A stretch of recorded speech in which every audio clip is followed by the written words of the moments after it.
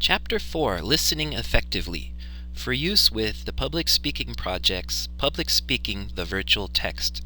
Please note that this tutorial will not cover all information from Chapter 4 of the textbook, and there may be one or two things covered in this tutorial that might be slightly different than what is found in the chapter.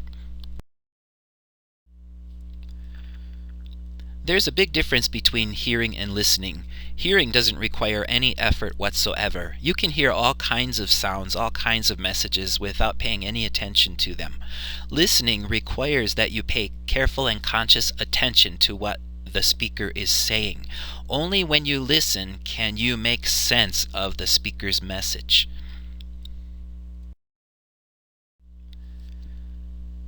There are different types of listening covered in this chapter.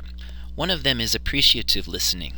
An example of this might be when you're listening to your favorite musical artist on the radio or on your stereo. That's listening just for pleasure. Relational listening is when you're listening to another person speaking so you can carefully interpret and make sense of what they said, so you can use that information to communicate with them to try to maintain or increase the quality of that relationship. And informational listening is basically when you're listening for the most important information that the speaker is saying. Possibly when you're listening to a news broadcast, in some cases you might be just listening for the main points or the most important content. Being a good listener can provide you with many benefits. In an academic setting, it can help you to be more successful in your college courses.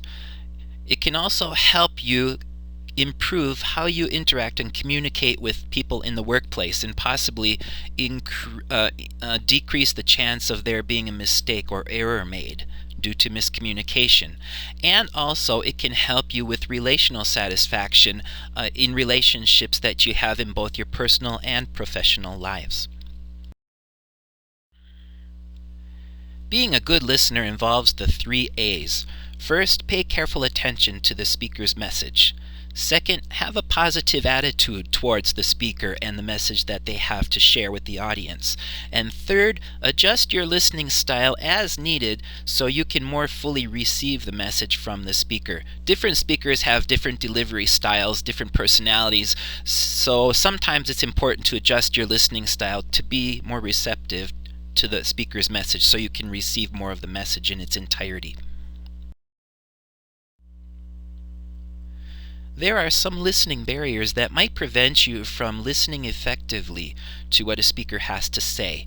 One of them is anticipating what the speaker is going to say next rather than listening to what they are saying in that moment.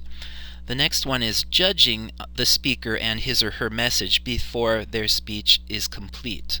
And the third one is occasionally the speaker might say something that might evoke an emotional response in you as a listener, and that can potentially prevent you from more fully listening to what the speaker is saying.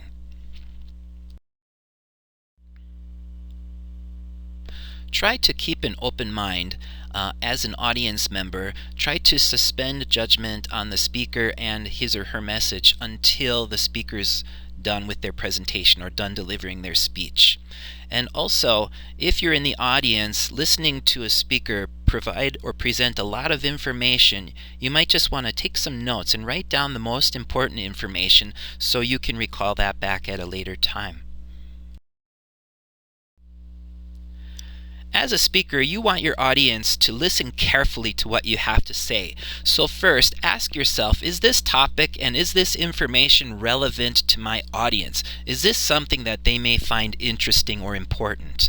Next, during your speech, be sure to use active voice. Active voice is much more engaging than passive voice, so be sure to use an active voice during your presentation.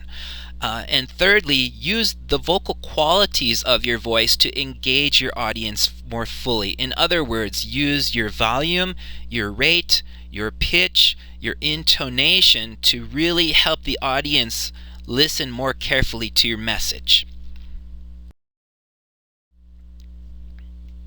The Public Speaking Project's textbook, Public Speaking the Virtual Text, can be found at www.publicspeakingproject.org.